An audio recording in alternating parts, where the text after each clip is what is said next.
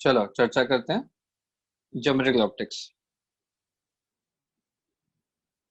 Geometrical optics, इसको कई बार ray optics भी कहा जाता है। भाई देखो, लाइट ओरिजिनली सबको लगता था लाइट इज नथिंग बट अ रे। उसके बाद लोगों ने बोला रे नहीं है, वो वेव है।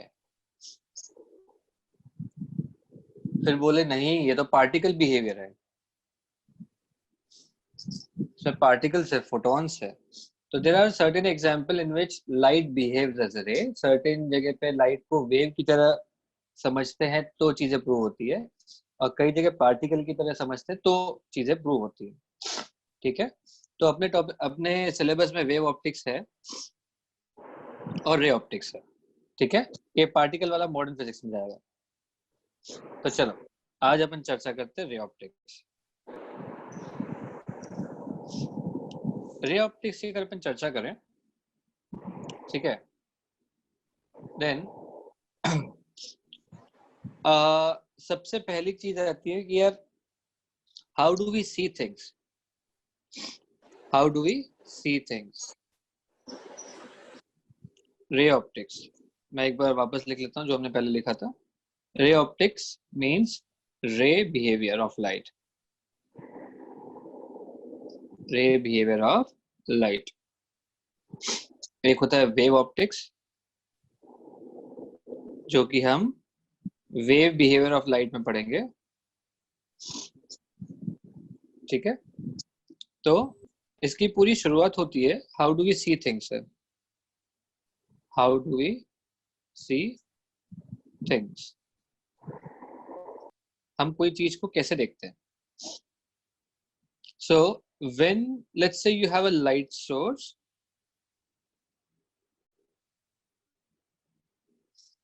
ये एक आपका लाइट सोर्स, चाहे बल्ब ले लो चाहे सन ले लो। There is an object placed here and here is you. So जब लाइट रेज फॉल होती है हर डायरेक्शन में, तो यहाँ वाली जो कुछ लाइट रेज है ऑब्जेक्ट के ऊपर अलग अलग डायरेक्शन में लाइट रेज निकलती है। तो if you see there is one light ray which is directly coming to the observer. तो light ray after reflection hits the human eye. Human eye, तब जाके आप उसको देख पाते हो। अगर लाइट स्ट्राइक हो रही है तो let's say there is a pitch dark, you won't be able to see anything. आया समझ में? Because there is no light source जो कि लाइट फेंकेगा और रिफ्लेक्ट होके आपके पास आएगा। ठीक है, इनफैक्ट एक ऑब्जर्वेशन है, red flower appear purple at moonlight.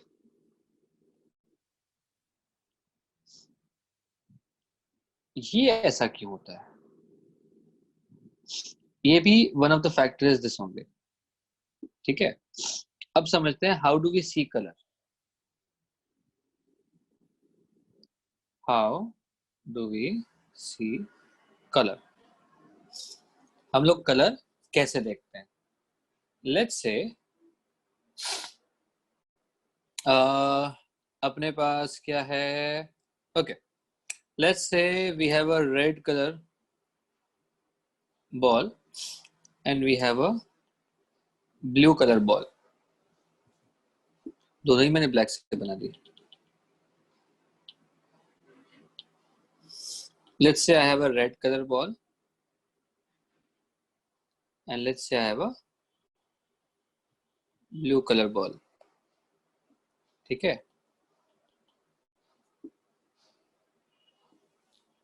white light is given to them. White light is given to them. Now what happens is, this will absorb all and will reflect red. This will absorb all colors, लेकिन वो reflect किसको करेगा? Blue. एक बहुत interesting idea सुनो. आपने आज तक पढ़ा था that a leaf has green pigment, chlorophyll. ठीक है. मेरा क्वेश्चन है, which color of light is most useful for photosynthesis? Option A, green. Option B, purple. Option C, yellow. Option D, none of these. सोच के बताओ. Purple. Purple sir. देखो, एक चीज तो समझ में आ गई भाई. अगर ग्रीन कलर का पिगमेंट है ना, तो ग्रीन लाइट तो एब्जॉर्ब कर ही नहीं रहा है. ठीक है. नन ऑफ दिस हो नहीं सकता. नीट वालों को तो पता ही होगा पर्पल होता है. Purple and red. In fact purple and red are the two colours in which you have maximum photosynthesis. ठीक है. तो ये हमने क्यों किया? Because we know कि जो कलर दिखता है वो कलर ही नहीं आ रहता, बाकी सब कलर एब्जॉर्ब हो जाता है. ठीक है. And that is also one of the reason why black t-shirt just one. Okay, let's say we have a black t-shirt. आप उसको पहन के धूप में जाओ, you'll feel very warm. बहुत ज्यादा गर्मी लगेगी उसमें, because black absorb all colors, reflect none. In fact, black का मतलब होता है no light at all. black सब कुछ absorb कर लेता है. ठीक है. आपने ब्लैक बॉडी रेडिएशन पढ़ा थर्मल फिजिक्स में. तो ब्लैक की एक खासियत है, ब्लैक एब्जॉर्ब्स मैक्सिमम. ठीक है. अगर हीट की चर्चा करता हूं तो black absorb maximum and black reflect also maximum. इसका रे ऑप्टिक्स से कोई लेना देना नहीं है, ये हीट की चर्चा हो रही है. ठीक है. इन जनरल आप समझ सकते हो कि ब्लैक क्या करता है, ज्यादा मैक्सिमम एब्जॉर्ब करता है, सारे कलर्स एब्जॉर्ब करता है, एब्जॉर्ब ऑल द कलर्स. ठीक है. चलो,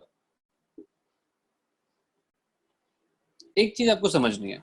we all know that light is also a wave. Wave का इक्वेशन पता है? v is equals to f lambda. अब क्या होता है, when light travel one medium to other medium,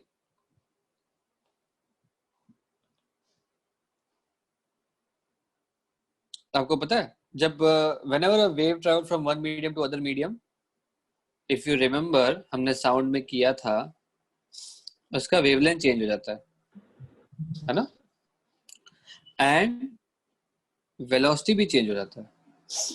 so wavelength becomes lambda by mu and velocity becomes v by mu, such that frequency remains same. wavelength v by mu, velocity v by mu और frequency remains same.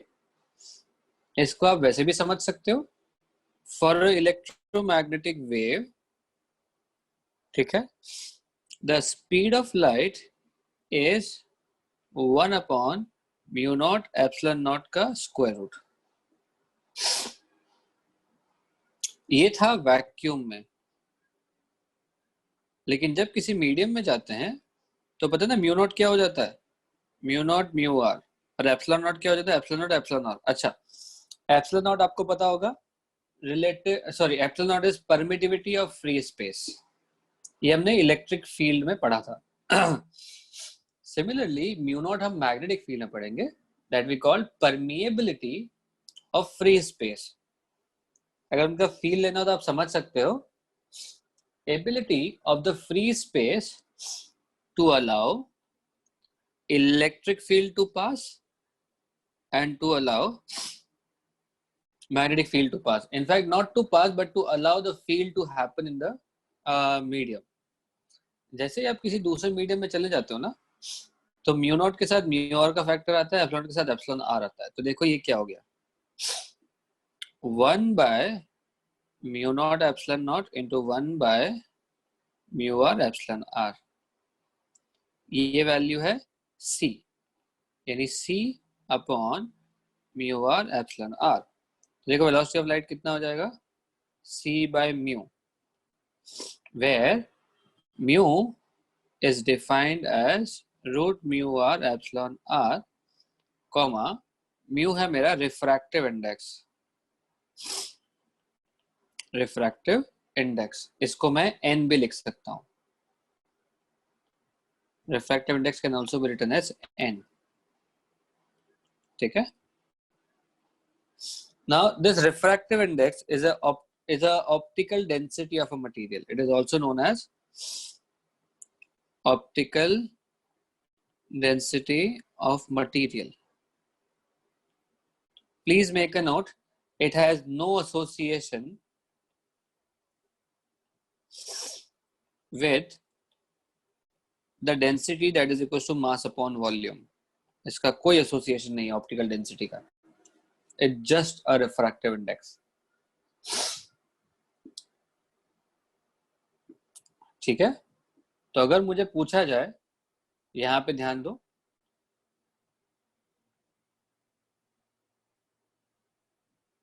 अगर मुझे पूछा जाए what is refractive index, I can simply say refractive index is nothing but c by v, यानी speed of light in vacuum divided by speed of light in medium. ठीक है. So this is the refractive index. Boundary of two mediums. ठीक है. चलो चर्चा करते हैं boundary of two medium. मान लो this is a line of separation, ये मीडियम 1, ये medium 2. Let's say there is a ray of light incident. Okay. Now this is called as point of incidence. At the point of incidence you draw a normal. यहाँ पे हमने एक note बना के लिख दिया, at the point of incidence draw normal.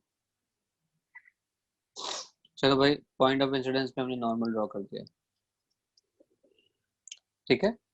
अब ये वाला जो है इसको बोलते हैं एंगल ऑफ इंसिडेंस.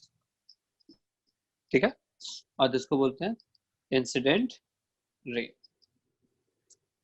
अगर ये दोनों ऑप्टिकल मीडियम है, ऑप्टिकल मीडियम मतलब that allows the light to pass, then there will always be two phenomena, जैसा हमने वेव्स में देखा था. That will be number 1, it will get reflected, angle of refraction, it will get refracted ray, that is angle of refraction. ठीक है. दोनों दोनों phenomena होते हैं। Reflected, now it depends upon medium क्या है। लेट्स से इसका है x% और इसका है 100 माइनस x% और इसका है 100%। 100% जब लाइट आई थी तो कुछ रिफ्लेक्ट हो गई और कुछ रिफ्रैक्ट हो गई। First case, if the mediums are transparent, ठीक है, इफ मीडियम्स आर ट्रांसपेरेंट, तो हो सकता है कि x can be as small as 5 to 10%, so remaining is 95 to 100%. दूसरा, it depends upon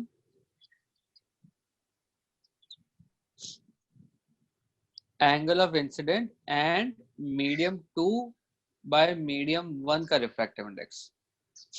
इसको हम लोग बोलते हैं क्रिटिकल एंगल और टोटल इंटरनल रिफ्लेक्शन, वो हम आगे पढ़ेंगे। So what I wanted to communicate, अच्छा इसमें एक और चीज है, let's say it's a reflecting, let's say it's a reflecting surface, reflecting surface, so x can be as high as 90%, तो remaining part is lost, तो दूसरा जो 100 minus x है वो lost होता है। So you see either reflecting surface or refracting surface, some energy is lost, some energy is lost, ठीक है। ऊपर वाला जो है वो फॉलो करता है लॉ ऑफ रिफ्लेक्शन, आप सबने पढ़ा है, मैं दोबारा नहीं पढ़ाऊंगा। दूसरा है law of refraction,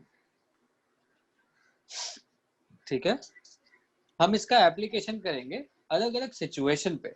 law of reflection में एक बार बोल के बता देता हूँ, angle of incidence equal to angle of reflection, incident ray normal and reflected ray lie on the same surface, ठीक है, सेम प्लेन। चलो चर्चा करते हैं laws of reflection, laws of reflection. देखो हमने पढ़ा ही था angle I is equal to angle R, दूसरा all in same plane, all मतलब incident ray, reflected ray and normal.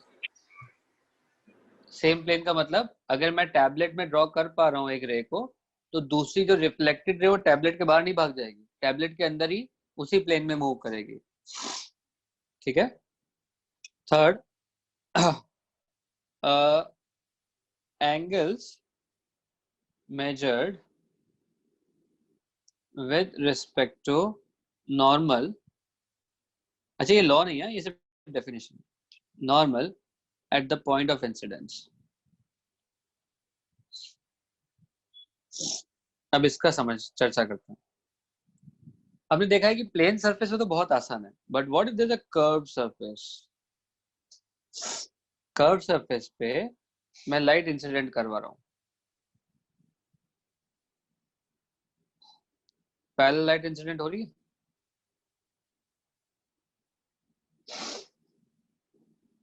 At each and every point, मैं कोई भी एक पॉइंट ले लो, यहाँ पे नॉर्मल ड्रॉ करना पड़ेगा मुझे, और यहाँ का angle of incidence equal to यहाँ का एंगल ऑफ रिफ्लेक्शन। यहाँ पे इस पॉइंट पे नॉर्मल देखो, this is the plane surface, this is the plane surface, यहाँ पे लाइट आई है, तो प्लेन सरफेस का नॉर्मल देखो ऐसा होता है 90 डिग्री, तो जो रे आई है ना वो रे ऐसे निकल जाएगी। नाउ लुक एट दिस, यहाँ पे देखो नॉर्मल ऐसा है, ये ऐसे निकल जाएगा, ठीक है। So you see, even though the incident rays are parallel, incident rays are parallel. The reflected rays scatters across all direction. So इसको बोलते हैं diffuse reflection. Diffuse reflection. आप लोगों ने कई लोगों ने पढ़ा होगा diffuse reflection, बट सारे टीचर नहीं एक्सप्लेन कर पाते हाउ. तो ये अभी आपको समझ में है why the reflected rays are scattered into all direction, because at all the point the normal is having a different direction. इसीलिए अलग अलग नॉर्मल बनने की वजह से अलग अलग एंगल ऑफ रिफ्लेक्शन भी होता है. ठीक है. इवन दो इट में अपीयर, आप कह सकते हो कि सर ऐसे रफ सरफेस पे जब लाइट इंसिडेंट होती है it goes into all direction. It may appear that it doesn't follow law of reflection, but if you observe microscopically, it follow all the laws of reflection. All the laws of reflection. ठीक है, आया समझ में? चलो, एक reflecting ball है. ठीक है, एक रिफ्लेक्टिंग बॉल है.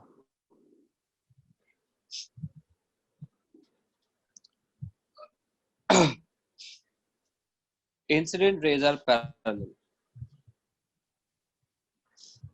It is given that one of the incident rays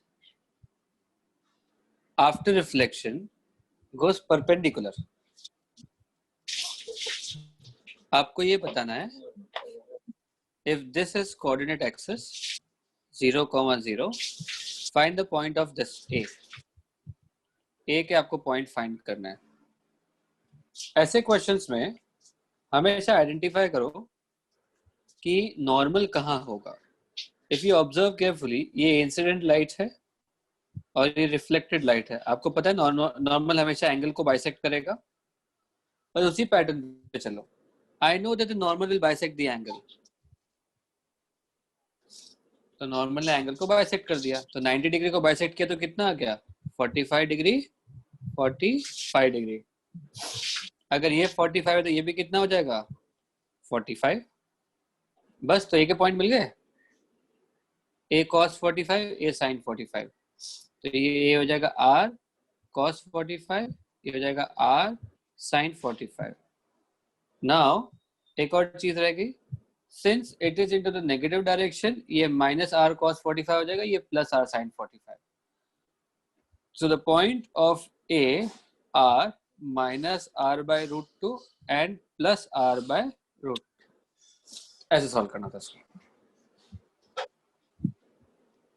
So whenever you are given incident ray and reflected ray, सीधा उनका एंगल बाइसेक्ट करो and then you'll be able to solve.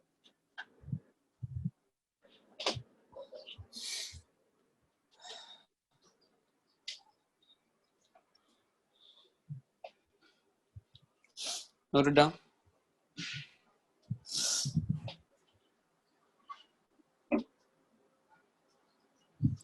Drawing image during reflection.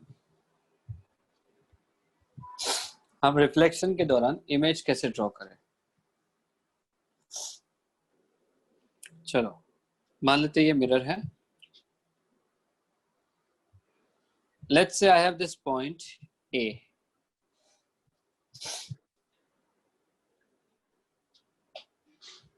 अब देखो कैसे, how to draw the image. How many rays are passing through A? Infinite rays. But I will take only 2 rays for the diagram. मैंने एक रे ये ले ली और दूसरी रे ये ले ली. ठीक है. Now I know the rays have incident on the mirror. Now my job is to draw the normal. This is my normal. यहाँ भी मैंने नॉर्मल ड्रॉ कर दिया, देखो. Then I identify this is the angle of incidence and this is the angle of incidence. I know during reflection angle of incidence equal to angle of reflection. तो इसी angle पे ये रे वापस चली गई. This is my angle of reflection. इसी angle पे ये रे वापस चली गई. This is my angle of reflection. ठीक है. ना अगर मैं ड्रॉ करूं, इसको पीछे ड्रॉ करूं तो देखो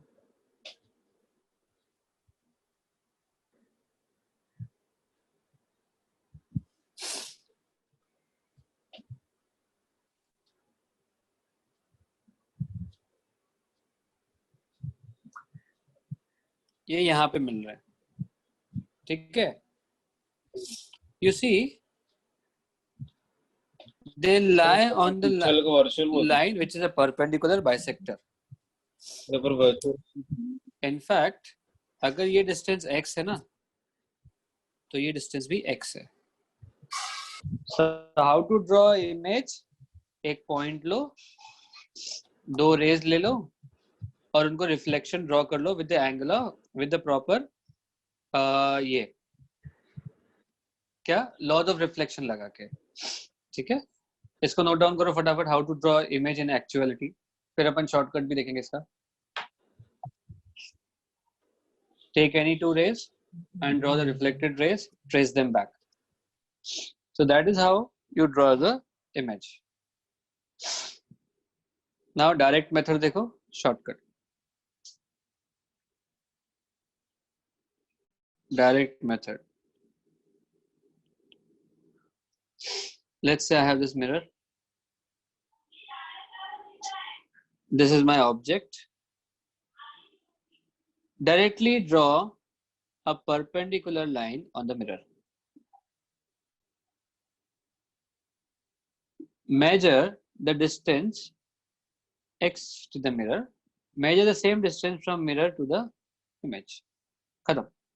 Shortcut. देखो यही किया था ना हमने. परपेंडिकुलर लाइन खींचा और x डिस्टेंस और x डिस्टेंस. जो हमने ऑब्जर्व किया यहाँ पे कि a और ऑब्जेक्ट दोनों मिरर की परपेंडिकुलर लाइन फॉर्म करते हैं और इनके बीच में डिस्टेंस देखो. यहाँ भी डिस्टेंस x था और यहाँ भी डिस्टेंस x था. बस उसी प्रॉपर्टी को हमने डायरेक्टली लगा दिया यहाँ पे. Direct method. अब इसी डायरेक्ट मेथड को यूज करते हैं कुछ इमेजेस बनाने में. This was a point object. Point object. Now let's take extended object. Extended object. चलो बनाओ फटाफट. Let's say I have this extended object. इसका इमेज बनाओ.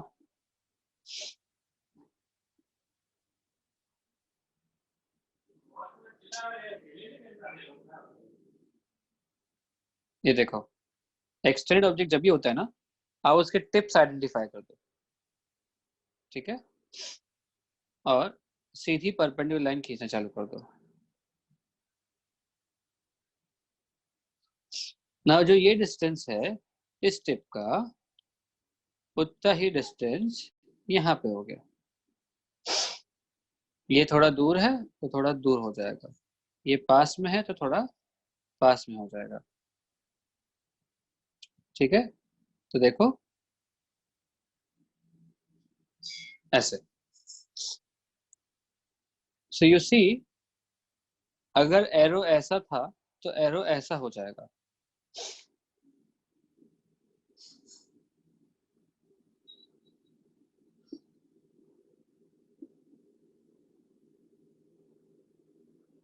इसको बोलते हैं लैटरल इन्वर्जन.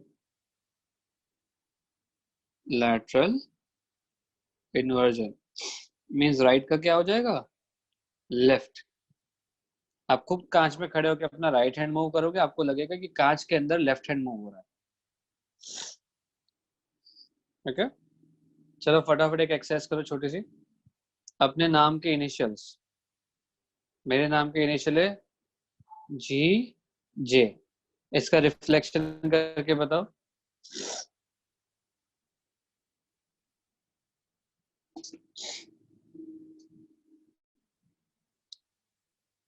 देखो सेम डिस्टेंस यहां से चालू हो जाए,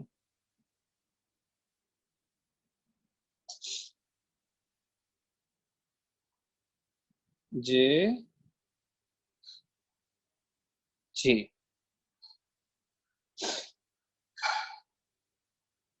जी ऐसा होगा। इसीलिए आपने देखा होगा कि ambulance is written inverted. Ambulance उसको उल्टा लिखा जाता है, so that in mirror, in the rear view mirror it appears straight. Ambulance is written laterally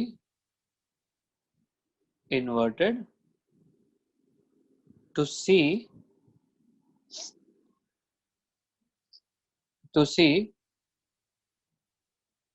proper readable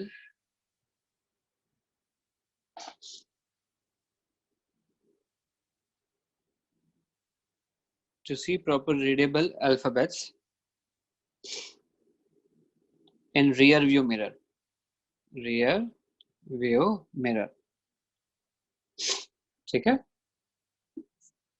इसको बोलते हैं lateral inversion। now one question, let's say मेरा मिरर यहीं पे है, मेरा ऑब्जेक्ट नीचे है, तो will it form image? Will it form image? yes, no, और तीसरा अपना स्टैंडर्ड ऑप्शन सर आप ही बता दो। टेल मी, अनम्यूट करके बताओ क्या होगा। Will it form image, yes और no? Yes, Yes, sir. Yes, sir. Yes, sir. Yes, sir. Yes, sir. yes, हाँ good, it will form image because देखो इनफाइनाइट रेज आर गोइंग ना, कुछ रे ऐसी होगी, कुछ रे ऐसी होगी, कुछ रे ऐसी होगी, तो इस एरिया में जो रे फॉल करेगी ना, they will get reflected, they will get reflected, और जिसकी वजह से आपका इमेज बन जाएगा object image.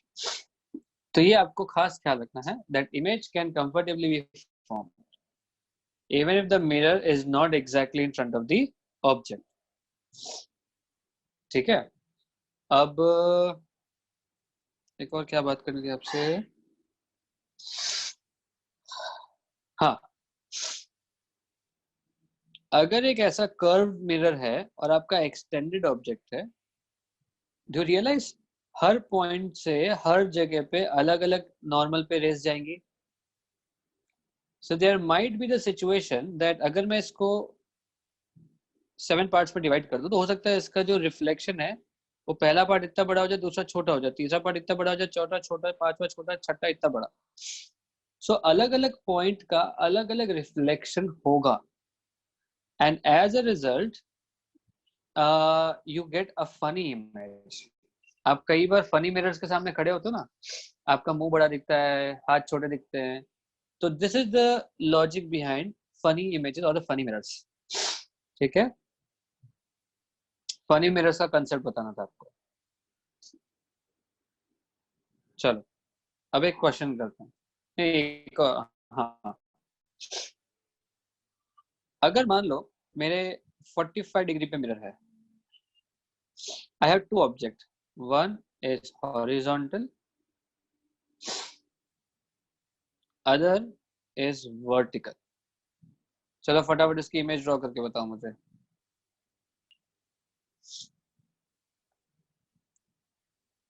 Draw the image of objects placed at a 45 degree mirror। देखो सेम कंसेप्ट, सबसे पहले तो सोचो यहाँ पे नॉर्मल कौन से डायरेक्शन में होगा। देखो normal is always perpendicular to the surface. ठीक है, तो अब इसको देखो, आइडेंटिफाई द एंड पॉइंट्स। मैं ये वाले एंड पॉइंट लेना है, बड़े वाले। ठीक है, चलो लेट्स ड्रॉ द नॉर्मल। ये नॉर्मल, ये नॉर्मल। ये इतने डिस्टेंस पे अगर मैं जाऊंगा तो यहाँ पे पॉइंट मिलेगा, ये इतना डिस्टेंस पे अगर मैं जाऊंगा तो मुझे यहाँ पे पॉइंट मिल रहा है। And if I join both of them, you see जो एरो स्लीपिंग था वो एरो स्टैंडिंग हो जाएगा। आया समझ में? बस उसी का एक्सटेंशन करते हैं। मैंने ये 2 पॉइंट्स आइडेंटिफाई कर दिए और ये मैंने नॉर्मल लाइन ड्रॉ कर दी। अब इतना डिस्टेंस है, इतना डिस्टेंस आगे जाऊंगा और इतना डिस्टेंस जो आगे जाऊंगा तो यहाँ पे होगा और ये यहाँ पे होगा। देखो स्टैंडिंग का क्या हो जाएगा, स्लीपिंग। So sleeping का standing, standing का sleeping for the mirror of 45 degree। ये नोट डाउन कर लो। चलो एक क्वेश्चन करते हैं। मान लो I have a mirror at 30 degree और ये पॉइंट है 0,0। ये मिरर है,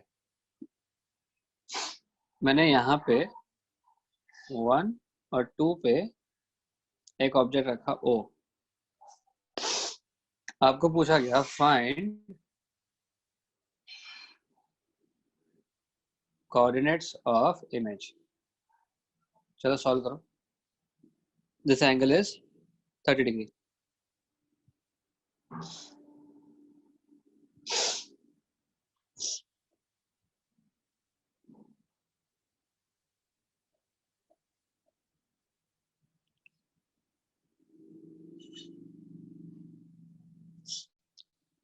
कहानी बिल्कुल वही करनी है बेटा।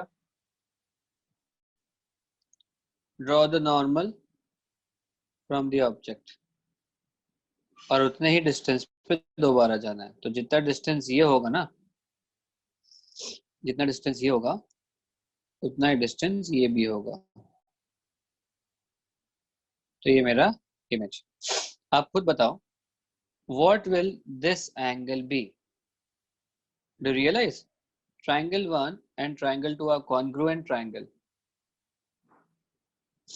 therefore ये वाला एंगल भी कितना हो जाएगा, 30 डिग्री। तो आप मुझे बताओ ये और ये 2, ये 60, ये डिस्टेंस 2 है, ये देखो ये डिस्टेंस 2 है ना, तो ये डिस्टेंस भी क्या हो जाएगा, 2। अब ये आपका डिस्टेंस भी हो गया 2। तो क्या मैं इसकी ये पॉइंट, ये कोऑर्डिनेट्स निकाल सकता हूँ? कितना हो जाएगा बोलो?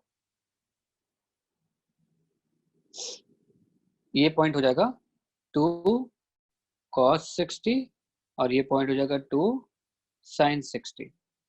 तो आपके जो कोऑर्डिनेट्स बनेंगे इमेज के वो होगा 2 cos 60 and 2 sin 60। ठीक है, your answer is 1, √3 is the coordinate of image।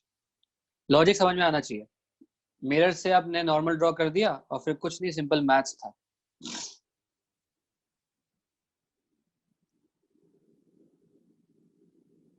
Note down कर लो।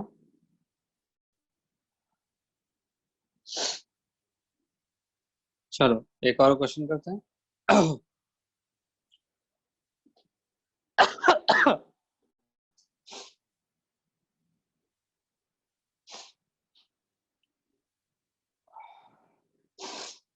Given that the time is 8, 19 and 50, यानी 8 hours 19 minutes and 50 seconds। तो अगर आप ध्यान से देखो ये कैसा दिख रहा होगा आपको, 6, 7, 8 से थोड़ा आगे, सबसे छोटा वाला 8 से थोड़ा आगे होगा, 19 वाला 20 से थोड़ा पहले, और जो सेकेंड्स हैंड है वो 15 पे होगा। पूछा गया if it is seen in mirror if it is seen in a mirror. Find the time. यानी अगर आप कांच में देखोगे तो आपको कौन सा टाइम लगेगा आपका?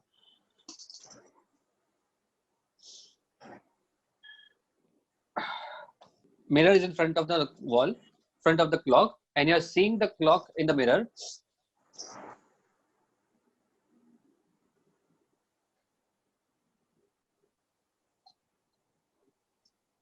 सोच के बताओ क्या होगा? Think and try to draw this.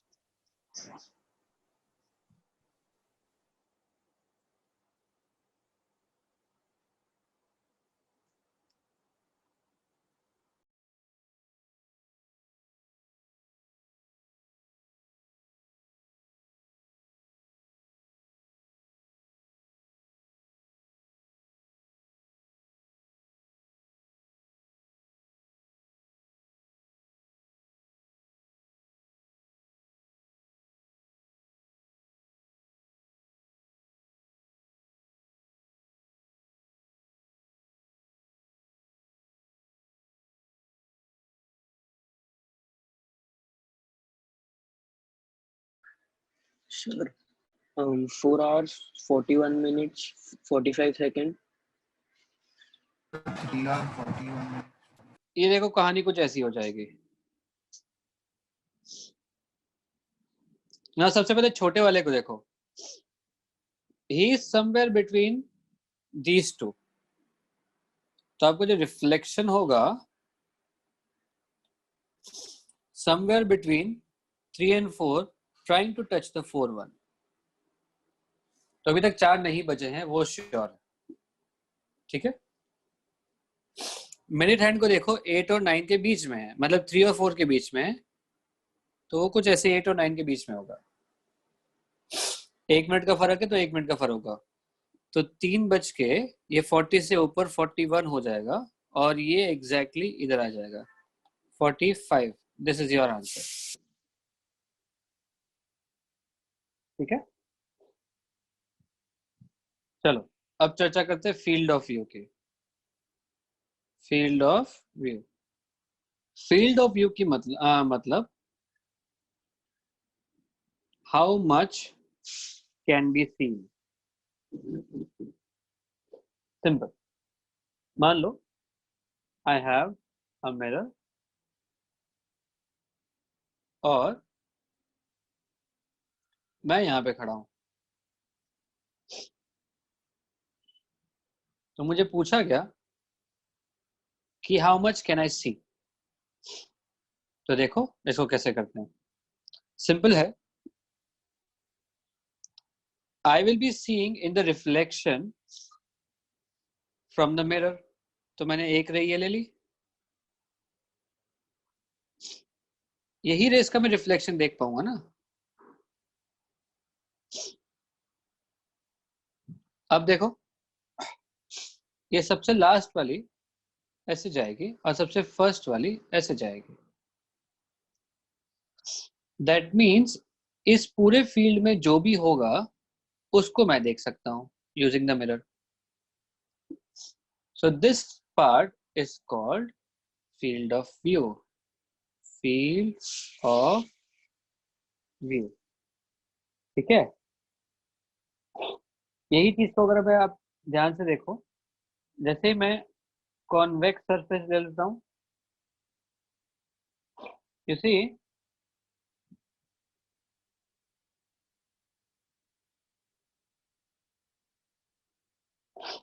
मेरा फील्ड ऑफ व्यू कितना बड़ा हो गया।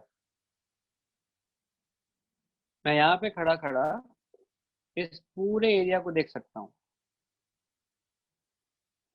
Field of view. तो I can say that field of view सबसे कम होता है कॉनकेव के लिए, उससे बड़ा प्लेन के लिए और सबसे बड़ा कॉन्वेक्स के लिए। This is generally used to see objects behind the mirror, sorry, behind the observer. आप मेरे को बताओ, आपकी डेली लाइफ में कहाँ पे आपको बिहाइंड द ऑब्जर्वर देखना होता है, आपके पीछे देखना होता है while you run a car? हाँ तो कार के मिरर अक्सर ये होते हैं rear view mirror, convex. In fact आपने कई जगह देखा होगा, शॉपिंग मॉल वगैरह में जो भी पार्किंग एरिया होता है ना, कॉर्नर में एक कॉन्वेक्स मिरर लगाया जाता है, so that you can see कि दूसरे जगह से कौन आ रहा है, दूसरे राइट टर्न से कौन आ रहा है। ठीक है, तो this is the field of view.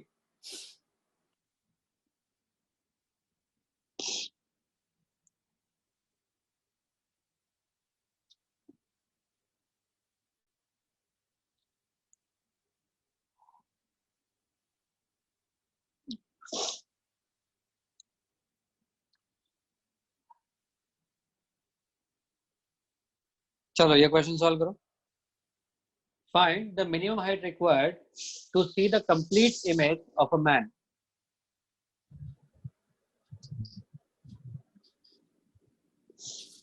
हाँ आपको डायग्राम से शो करना है।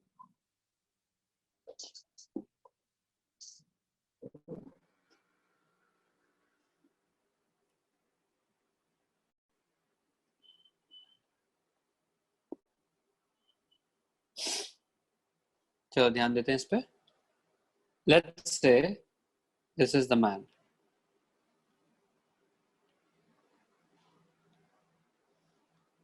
चमत्कारी आदमी है, इसकी आंखें इसके सर पे है, ठीक है। See, he can see his eyes directly from here.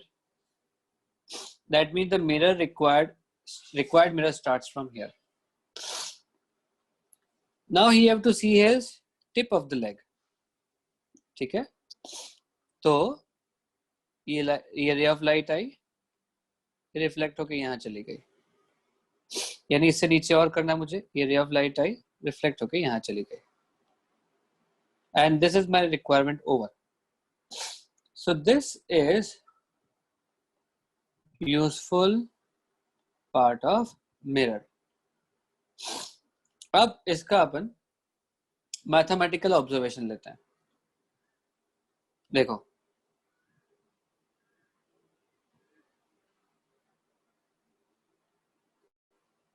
ये मेरा एंगल ऑफ इंसिडेंस और ये मेरा angle of reflection. Angle of incidence equal to angle of reflection, ठीक है। इसका मतलब ट्राइंगल 1 जो कि ये वाला है, एंड ट्राइंगल 2 जो कि ये वाला है। तो triangle 1 is congruent to triangle 2. Let's say this distance is x, then this is also x. तो similarity of triangle क्या बोलता है? x upon the distance till the mirror, इसको अगर मैं y ले लूं, should be equal to y upon the same distance, so x is equals to y. That means y किसके बराबर हो गया? x. Now 2x is equals to height of the man. x कितना हो गया? हाइट ऑफ द मैन का आधा, और ये x is nothing but the required height of the mirror. तो यहां से हमने क्या शो किया? That the height of the mirror required to see a complete image is half the height of the man. Got it? Note it down. देखो, इसमें कई सारे क्वेश्चन पूछे जा सकते हैं। मतलब एक एग्जांपल दे रहा हूं। Given that the height of the man is 2 meter and the height of the mirror is let's say 0.5 meter, तो डेफिनेटली पूरा इमेज नहीं देख पाएगा वो, ठीक है। आपको ये सीधा पूछ लेता, find the length of the man visible, the length of the man visible. आप मुझे बताओ, अगर मैं 0.5 का मिरर लूं तो कितना आदमी विजिबल होगा? 1 सीधे meter. बोल सकते हैं, डबल हो जाएगा, है ना। So length of the man visible is nothing but the 2 into height of the mirror, that is 1 metre. अब इसे मैंने कंस्ट्रेंट डाल दिया।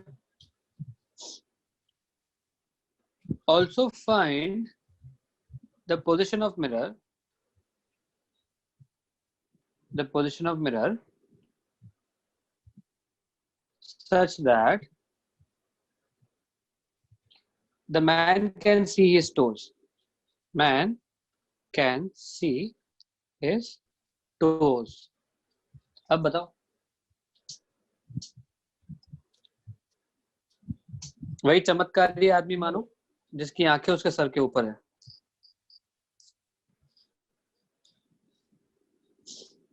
हाफ दी हाइट पे रख सकते।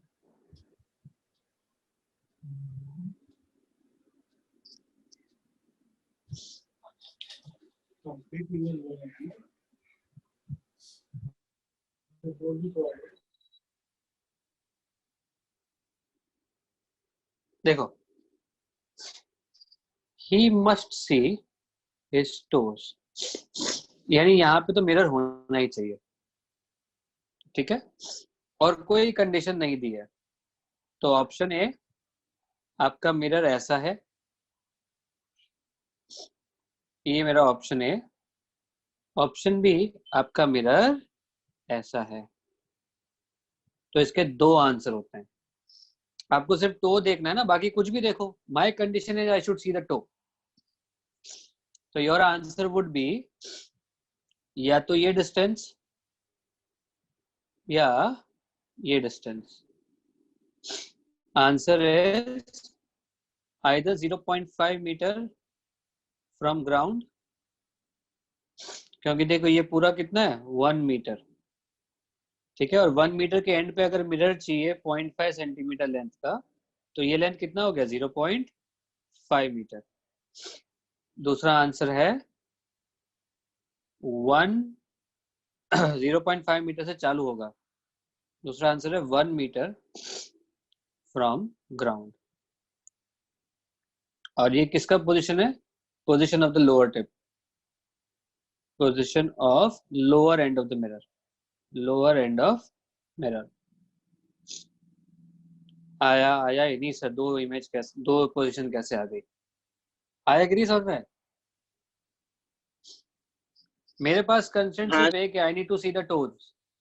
अब वो टोज देखने के लिए या तो मेरा मिरर के ऊपर पार्ट से टोज देखूंगा या नीचे वाले पार्ट से टोज देखूंगा। तो इस रेंज में in fact place the mirror in this range, place the mirror in this range.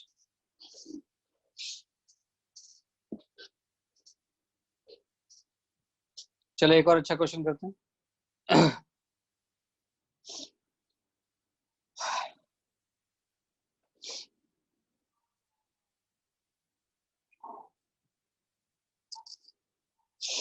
There is a man A moving on the y-axis. यहाँ से 2 मीटर की दूरी पे एक ऑब्जर्वर है जिसके 2 मीटर दूरी पे एक मिरर लगाया है at the height of 1 metre.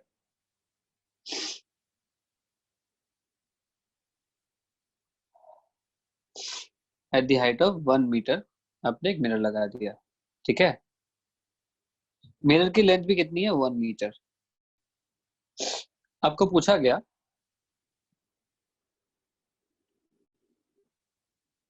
what is the length of the path, what is the length where observer A can see observer O and vice versa?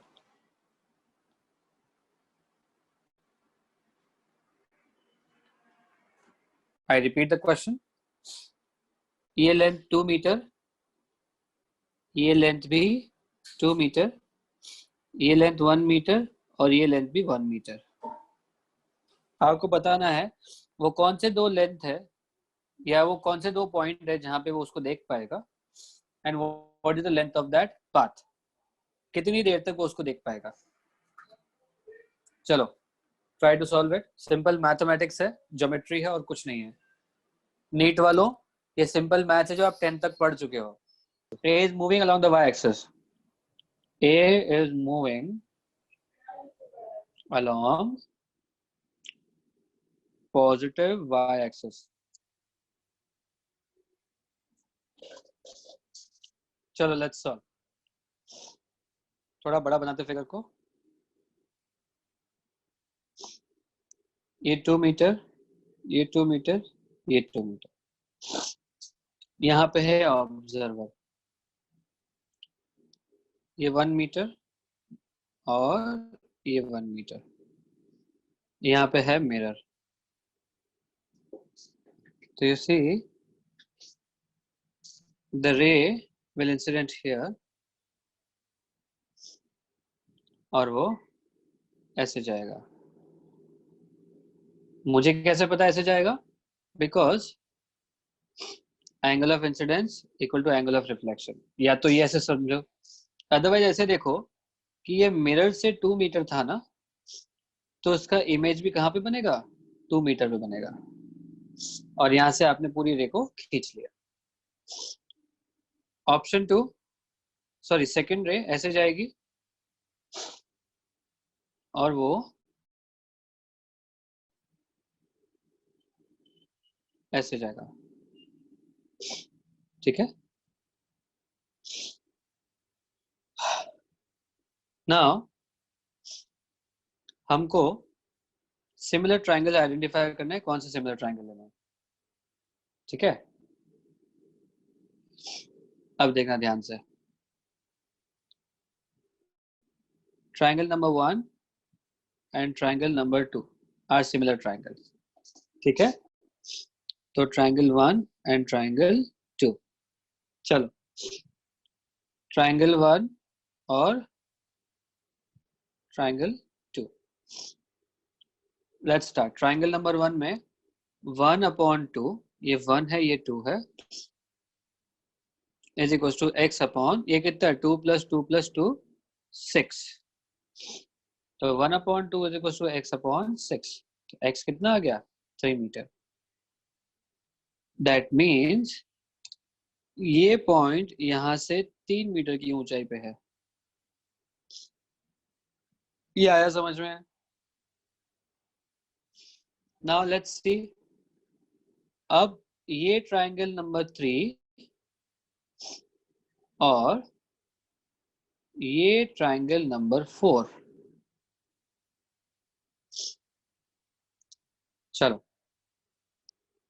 ये ट्रायंगल 3 जहां पे ये 2 मीटर, ये हाइट 1 मीटर, ये height भी 1 metre.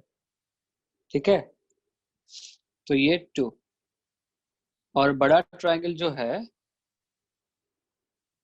उसके लिए 6 है और ये y है। ये डिस्टेंस मैंने y ले लिया। तो 2/2 इज इक्वल टू y/6। तो देखो y कितना आ गया? 6। यानी ये डिस्टेंस जो है ना, दिस डिस्टेंस इज 6 मीटर। तो आप खुद बताओ, how much is this distance now? 3 metre. So observer O can see the observer A up to, observer O can see observer A for the path length of 3 meter. खत्म। Pure geometry.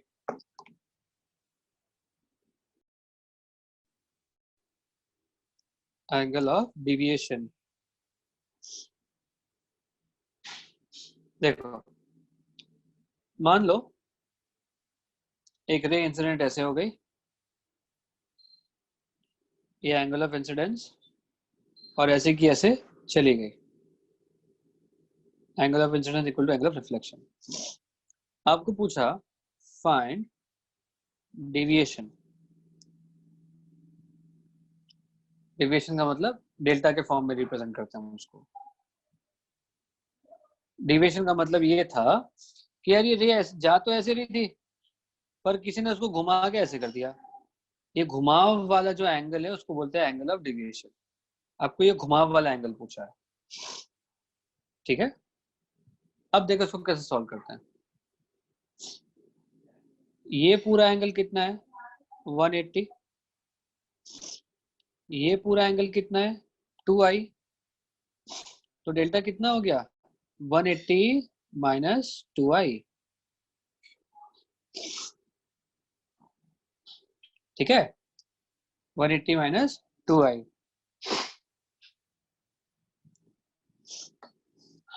भाई ये तो single mirror बहुत आसान था। Let's say I have a pair of mirrors. मान लो मेरे पास 2 mirrors हैं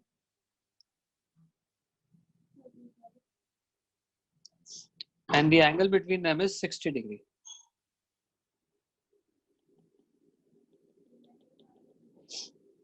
मैं आपके ईज के लिए एक ऐसा रे दिया जो हॉरिजॉन्टल आ रही थी। आपको पूछा फाइंड डेल्टा 1 यानी जो मिरर 1 से हो रहा है, फाइंड डेल्टा 2 जो मिरर 2 से होगा, फाइंड टोटल डेल्टा। ये आपका क्वेश्चन है।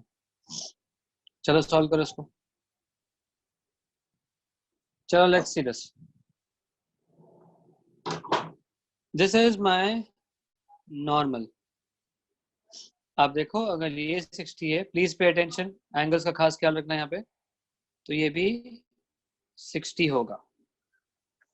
अगर ये 60 तो ये तो पूरा 90 डिग्री है, तो बताओ ये एंगल कितना हो गया 30 डिग्री। तो 30 डिग्री पे इंसिडेंट, 30 डिग्री पे रिफ्लेक्शन।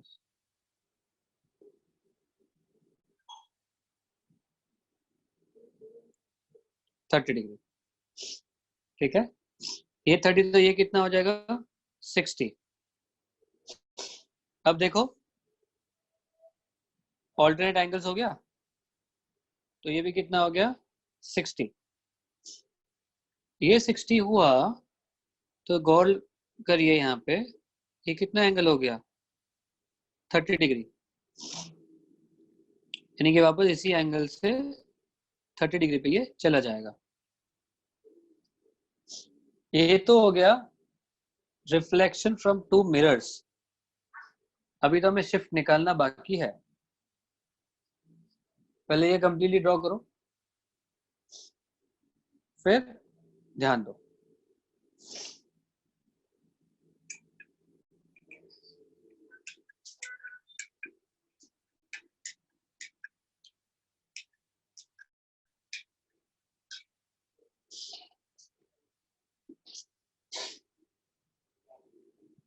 देखो ये मेरा डिविएशन 1,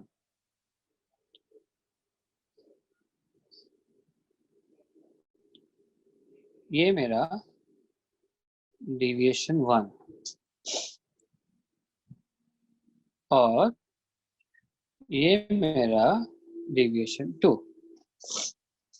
आप देखो deviation 1 is anti clockwise, deviation 2 is also anti clockwise. ठीक है, पहले अपन डिविएशन 1 की चर्चा करते हैं। ध्यान दो डिविएशन 1 कितना हो जाएगा, कितना शिफ्ट हुआ 120 pi minus 30, pi minus 60 sorry, and the direction is anti clockwise, यानी कि 180 बाय 60 120 एंटी क्लॉकवाइज। डिविएशन 2 बताओ, again pi minus 60 that is 120 anti clockwise. तो टोटल डिविएशन कितना हो जाएगा देखो 240 anti clockwise.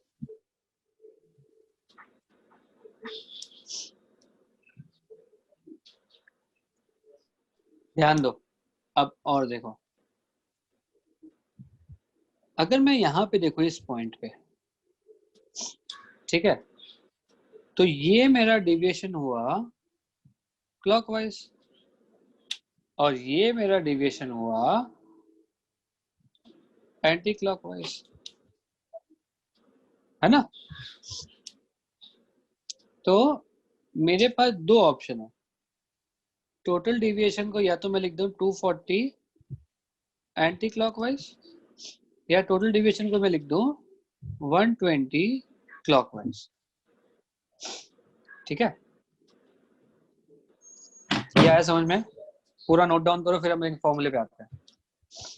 Note it down. यहां से देखो मेरे पास फॉर्मूला बनता है।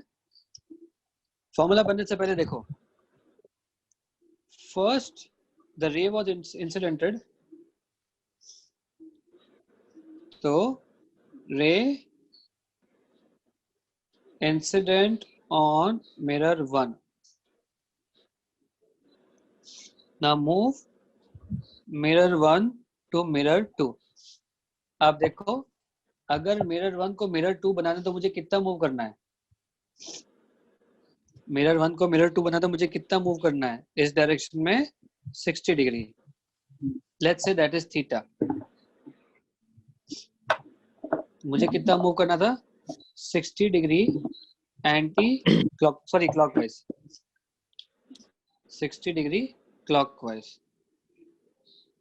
इसका मतलब डेविएशन का डायरेक्ट फॉर्मूला 2 × 60 क्लॉकवाइज या 2 पाई - 2 × 60 anti clockwise.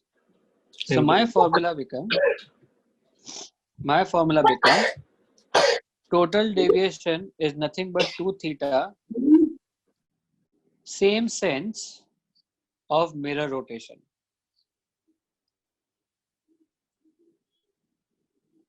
This is my formula.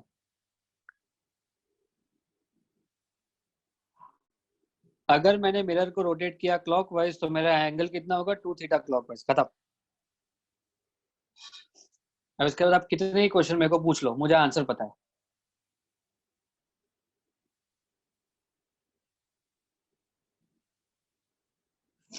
Sir into 2 क्यों किया? 2 × 60। आंसर चेक करो। 2 पाई - 2 पाई - 2 × 60, 360 माइनस होगा ना, तो ये आंसर आएगा 2 × 60। ओके। 240 अगर तुम्हारा निकल रहा है तो बाकी रिमेनिंग एंगल कितना होगा? 360 - 240।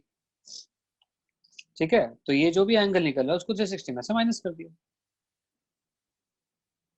चलो सीधा क्वेश्चन, मैं बिल्कुल भी आपको हेल्प नहीं करूंगा, सीधे आंसर बता देना मेरे को। इन दोनों के बीच में एंगल है 40 डिग्री, रे ऐसे आई, तो बताओ टोटल डेविएशन कितना होगा? क्विकली। ऐसे जा रहा है एंटी क्लॉकवाइज या फिर 360 - 80 280 क्लॉकवाइज। आपको दोनों आंसर दिए हो सकते हैं, 4 ऑप्शन है।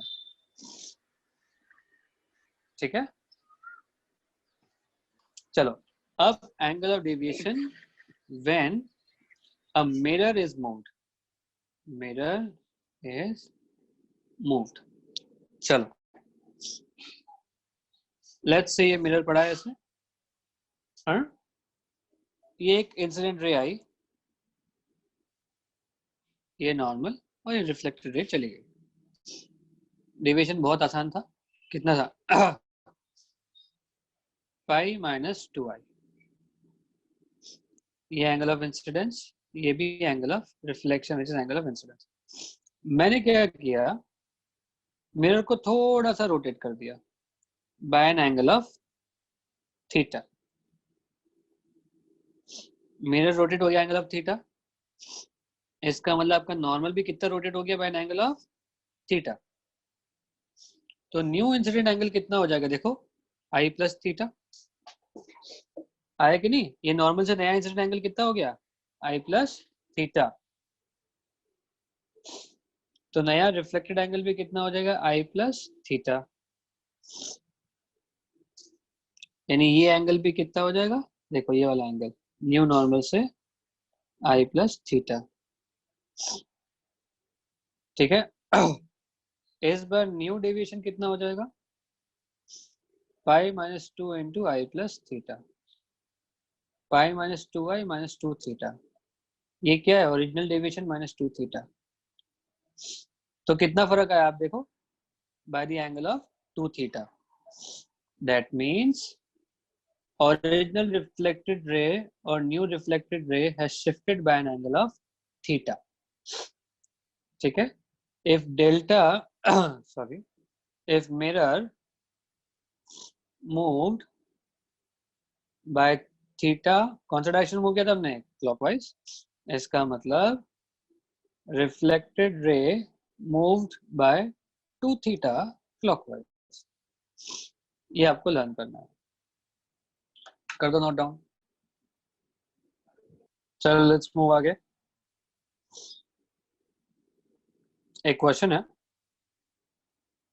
एक रे ऑफ लाइट ऐसे इंसिडेंट हो गई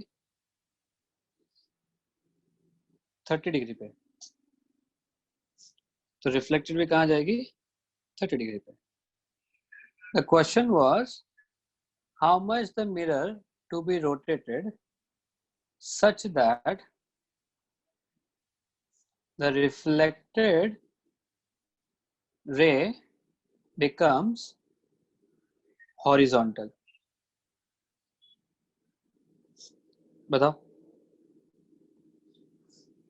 रिफ्लेक्टेड रे को हॉरिजॉन्टल निकालना है. Give me your answer in the chat. बहुत आसान. सीधा देखो, डेविएशन 2 थीटा से बढ़ रहा है ना, तो बताओ ये कितना मुझे डिविएट करवाना है उसको? सॉरी, ये 30, ये मुझे 60 डिविएट करवाना है. तो जब 2 थीटा मेरा 60 होना चाहिए, तो थीटा कितना होना चाहिए? 30 डिग्री. ठीक है? और जैसे आप 30 डिग्री पर टिक करते हो, आपको आंसर रॉन्ग मिल जाता है. Because there are 2 answers. I can make horizontal by shifting the ray here by 60 degree, or I can make it horizontal by shifting the ray here by how much? 120 degree. So your answer is theta is 30 degree clockwise and 2 theta is 120, yani theta is 60 degree anti-clockwise. These are the 2 answers that you have to give. 2 answers हैं इसके. रे को मैं 2 तरीके से horizontal कर सकता हूँ. एक है बाय क्लॉकवाइज एंड एक है बाय एंटी क्लॉकवाइज. ठीक है? So there are 2 answers. आगे बढ़े. एक बस क्वेश्चन तो नहीं है, बस आपको अंडरस्टैंडिंग देना है कि लेट्स से इंसिडेंट रे मैंने फिक्स कर दिया.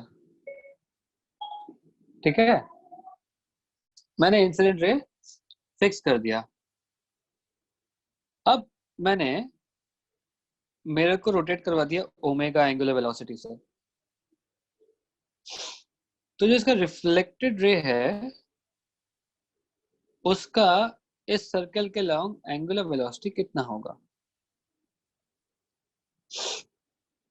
The mirror is rotated on angular velocity omega. सीधा सा है. मिरर थीटा जाता था तो डेविएशन कितना था? 2 थीटा. तो अगर मिरर ओमेगा से जाएगा तो ओमेगा ऑफ इमेज कितना हो जाएगा? 2 ओमेगा. That's it. ठीक है? बिकॉज एक थीटा से जाएगा तो दूसरा 2 थीटा, तो डिफरेंशिएट कर तो एक ओमेगा से जाएगा, दूसरा कितने से जाएगा? 2 ओमेगा से जाएगा. ठीक है? चलो let's move to our next heading. Velocity of image in plane mirror. Velocity of image in plane mirror. देखो, ये मेरा प्लेन मिरर. एक मेरा है object at a distance of 10 metre. First question, where is the image? आप सबको पता है, इमेज एट 10 मीटर. ठीक है? दूसरा क्वेश्चन देखो, मान लो ऑब्जेक्ट 2 मीटर आगे बढ़ गया, 4 मीटर, तो अब ये कितना बचा? 6 मीटर. तो इमेज भी कहाँ पे हो जाएगा? यहाँ पे 6 मीटर. तो actually if object moves by 4 meter, image moves towards mirror by how much? 4 meter. But अगर मैं देखूं ऑब्जर्वर के रिस्पेक्ट में कितना मूव किया, with respect to observer image move by 8 metre. ये ऐसा कैसे हो गया? देखो, ऑब्जेक्ट और इमेज के बीच में डिस्टेंस कितना था? 20 मीटर। अब ऑब्जेक्ट और इमेज के बीच में डिस्टेंस कितना है? 12 मीटर। तो इस ऑब्जर्वर के लिए इमेज कितना उसके पास में आया? 8 मीटर। ठीक है, अब मेरे को एक सोच की बात बताओ। If observer moves in the y axis, यानी कि पैरेलल टू मिरर, अगर ये ऑब्जर्वर मिरर के पैरेलल मूव कर रहा है, so where will the image move? Image also move parallel to mirror. That means अगर आपका इमेज ऐसे मूव करेगा, ऑब्जेक्ट मूव करेगा, तो इमेज भी ऐसे ही मूव करेगा। ये तो हमने सिंपल डिस्टेंसेस के टर्म्स में चर्चा करी। इसको नोट डाउन करो, फिर इसी को हम डिफरेंशिएट और वेलोसिटी के टर्म्स में चर्चा करते हैं। चलो आगे बढ़ते हैं।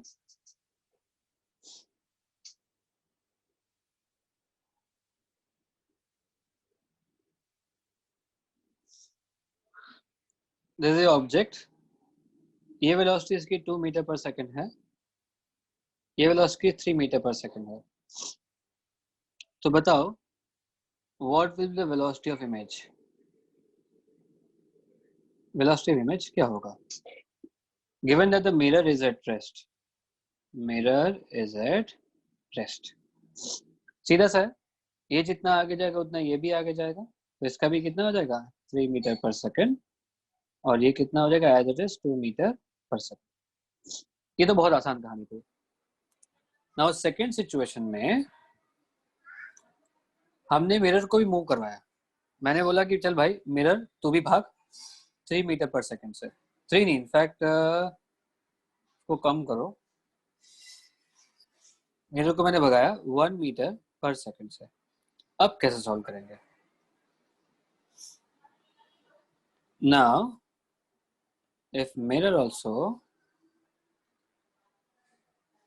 starts moving with 1 meter per second,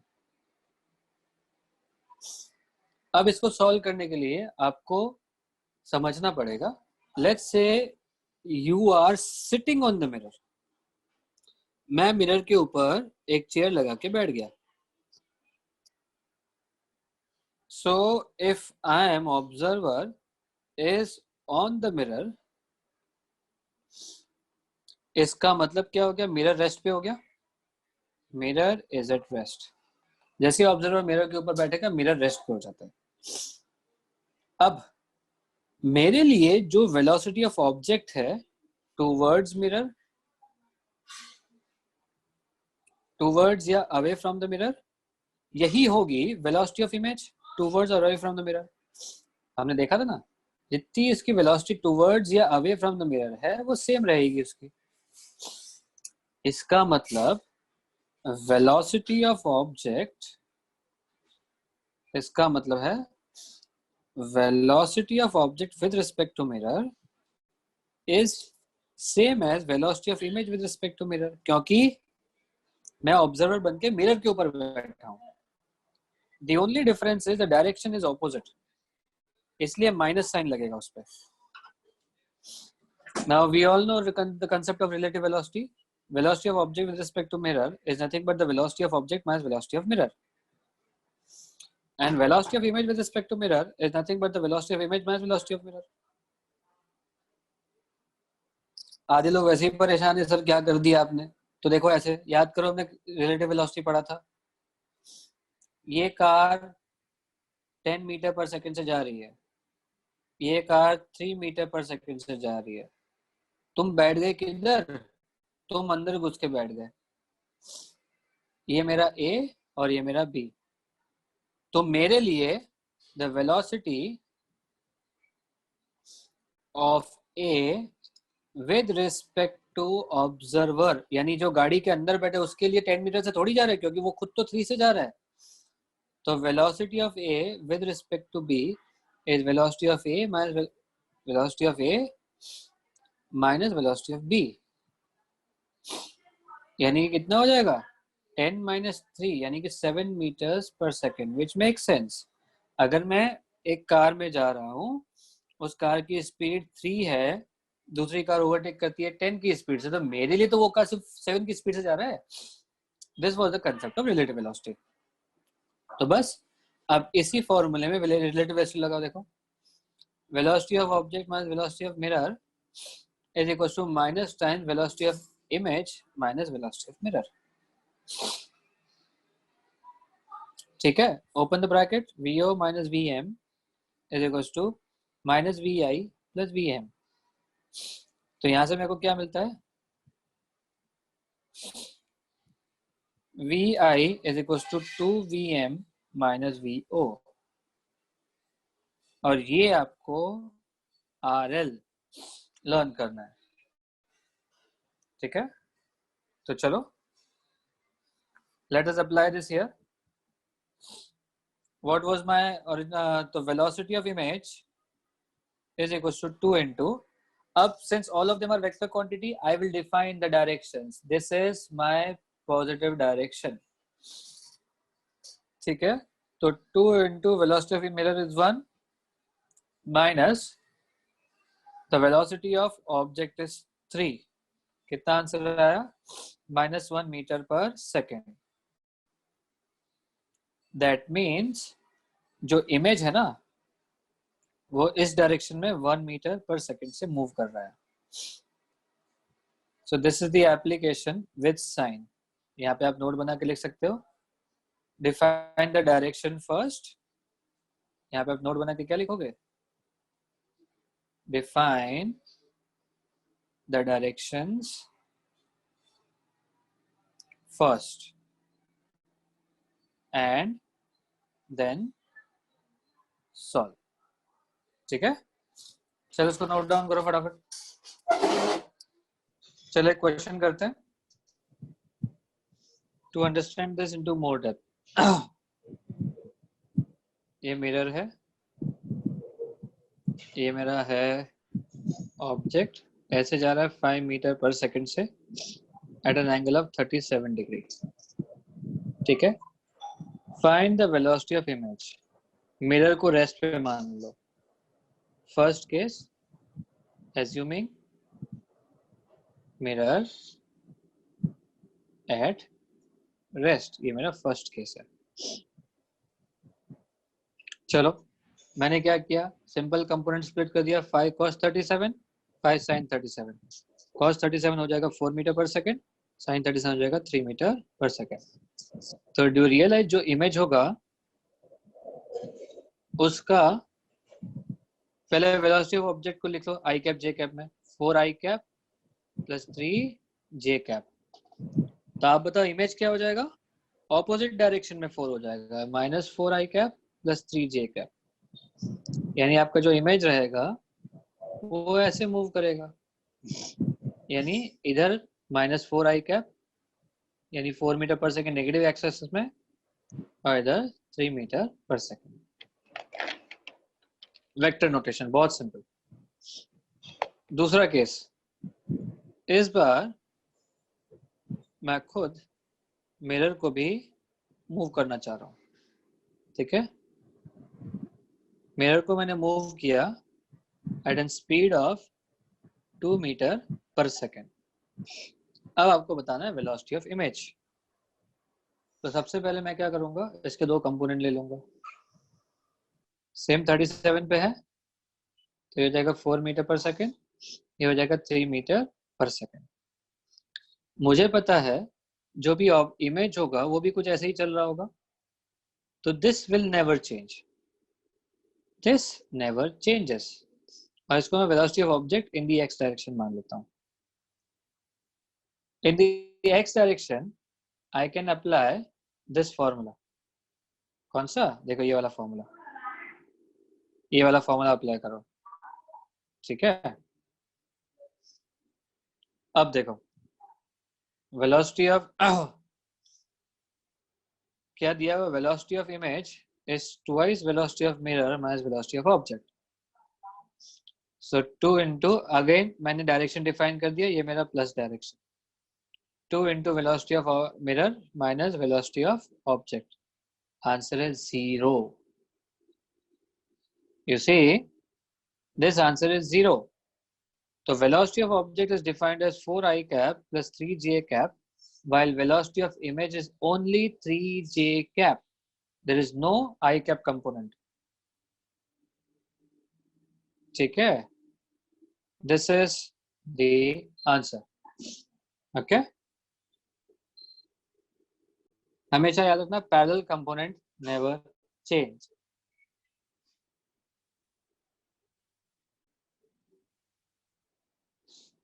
only perpendicular component change. Again देखो, वापस आपको समझा देता हूं, ये 3 मीटर पर सेकेंड ये चेंज नहीं हुआ, लेकिन यहाँ पे ये वाले कंपोनेंट में जो परपेंडिकुलर कंपोनेंट है, मैंने ये फॉर्मूला लगा दिया जो मैंने अभी थोड़ी देर पहले डिराइव किया था. फॉर्मूला लगाते ही मेरा आंसर कितना आ गया, velocity of images 0. Got it? चलो आगे बढ़ते हैं.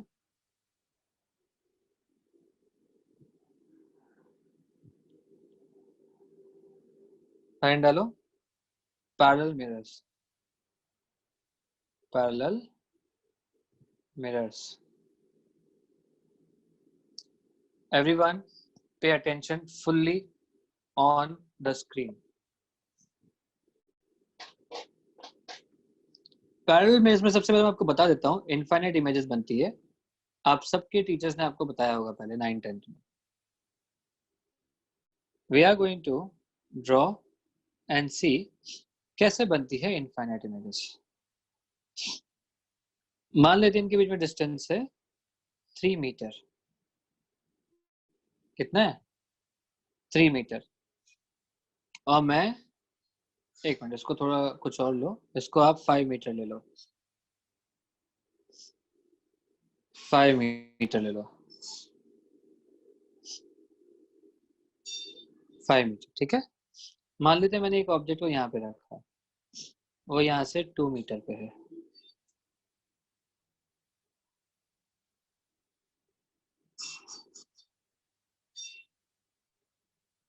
टू मीटर पे है, ठीक है. Now how many images are going to be formed and give their location, ये सवाल है. तो ये मैंने मिरर 1 लिख दिया, ये मैंने मिरर 2 लिख दिया, ये मैंने मिरर 2 लिख दिया. ठीक है. अब सबसे पहले आई स्टार्ट विद मिरर 1. देखो,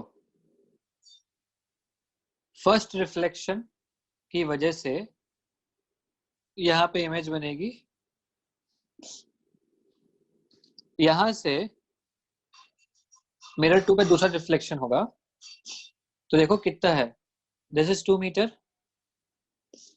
this 2 meter plus this 5 meter, 7 meter.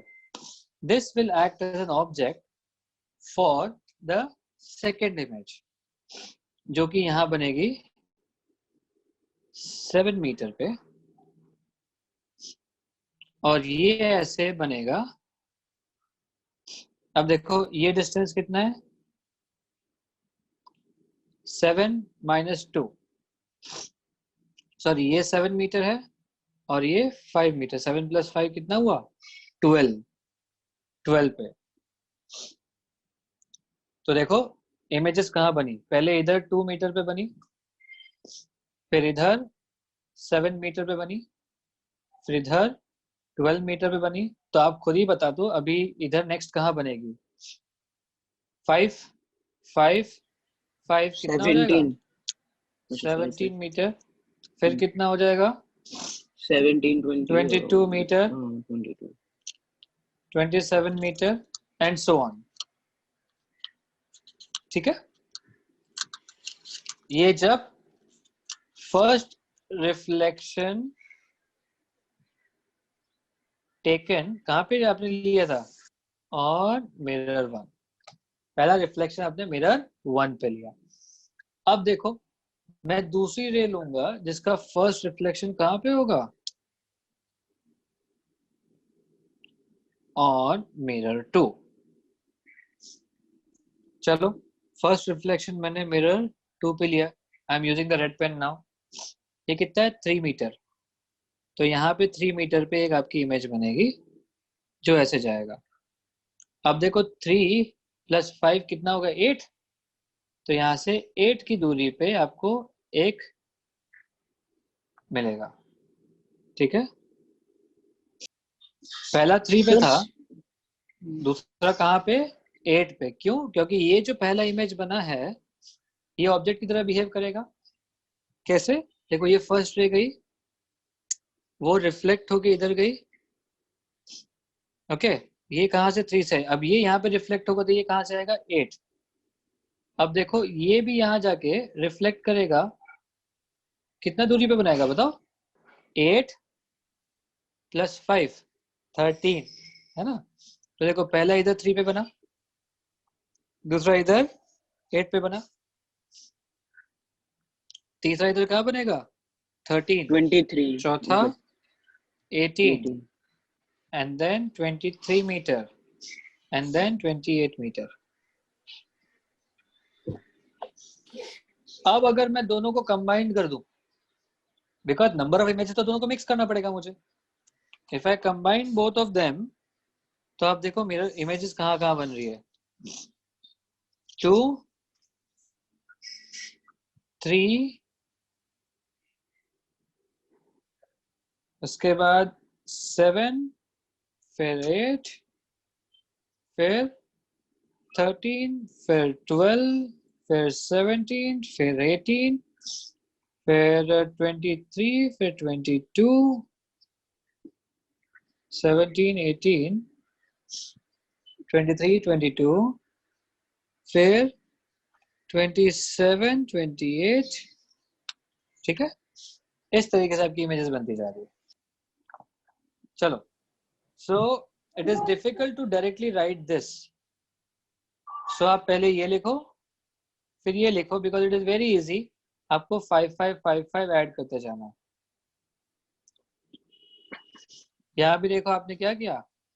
5 add करते चले गए। So this is how you draw parallel mirrors की images. Note it down. फिर आगे बढ़ते हैं. We will stop here for today.